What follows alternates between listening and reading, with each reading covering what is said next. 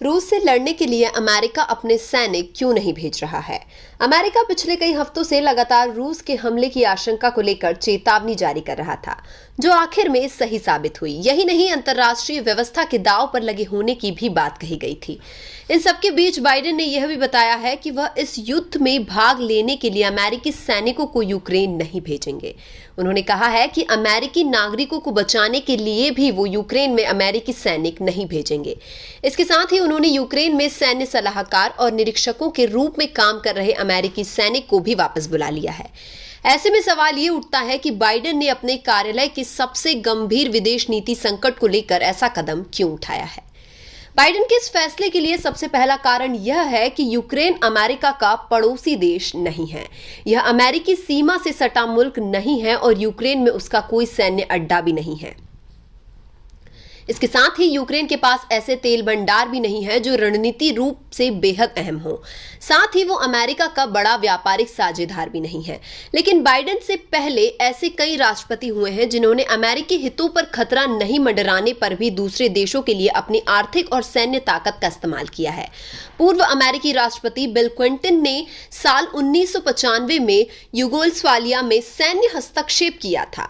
साल 2011 में अमेरिकी राष्ट्रपति बराक ओबामा ने बिल्कुल ऐसा ही कदम लीबियाई गृहयुद्ध के समय उठाया था। दोनों ही बार लोगों को बचाने और मानवाधिकार की रक्षा करने की बात की गई थी। इससे पहले 1990 में पूर्व अमेरिकी राष्ट्रपति जॉर्ज H.W.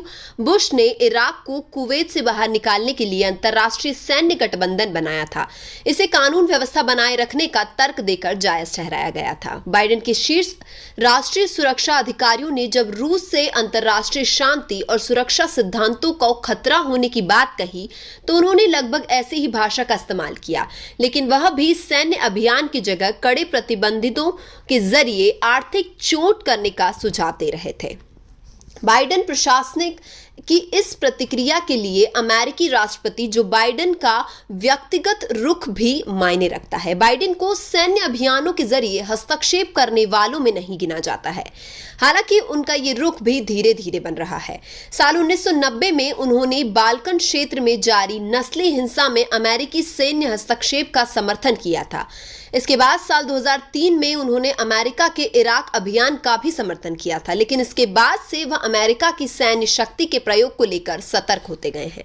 उन्होंने बराक ओबामा के अफगानिस्तान में सैनिकों की संख्या बढ़ाने के लेकर लीबिया में सैन्य हस्तक्षेप करने के फैसले का विरोध भी किया था। इसके बाद जब वह राष्ट्रपति बने तो अफगानिस्तान से अमेरिकी सेना को वापस बुलाया। सेनाओं की वापसी की वजह से अफगानिस्तान में फैली अफरा तफरी और मानवीय संकट पैदा होने के बाद उन्होंने अपने फैसले पर पुरजोर तरीके से बचाव किया।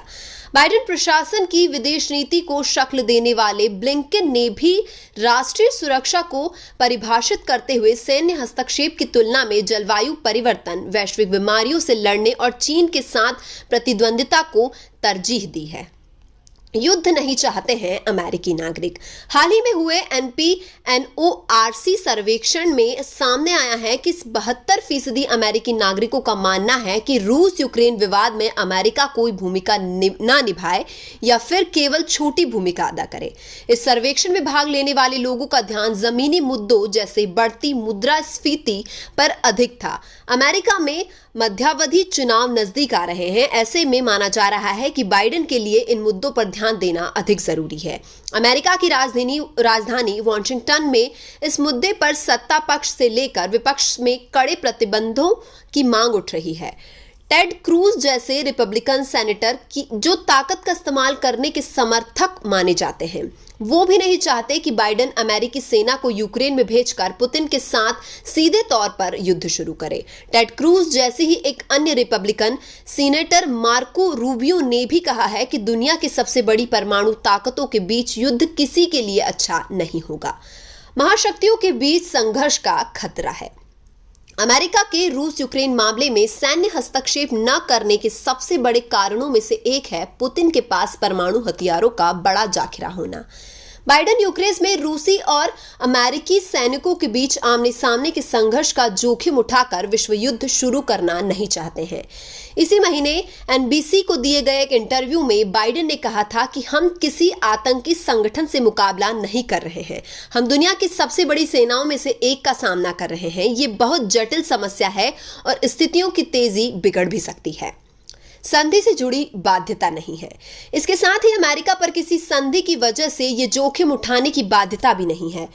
नाटो के आर्टिकल 5 में कहा गया है कि किसी भी नाटो सदस्य देश पर हमले को सभी सदस्य देशों पर हमला माना जाएगा और सभी को एक दूसरे को बचाने की दिशा में कदम उठाने होंगे। लेकिन यूक्रेन का मामला अलग है, वो नाटो सदस्य नहीं है। ये तर्क देते हुए ब्लिंकन ने कहा था कि अमेरिका उन मूल्यों की रक्षा के लिए क्यों नहीं लड़ेगा जिन पर वह जोर देता है।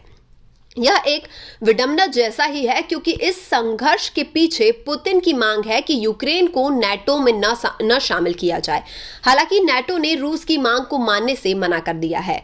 हार्वर्ड यूनिवर्सिटी के प्रोफेसर और विदेश नीति से जुड़े मामलों के जानकार स्टीफन वॉल्ट ने अपने एक लेख में कहा है कि अमेरिका, यूरोप और नाटो देश रूस के खिलाफ कड़े बयान तो दे रहे हैं, लेकिन सैन्य हस्तक्षेप के मामले में वो या तो इनकार कर रहे हैं या फिर शांत है।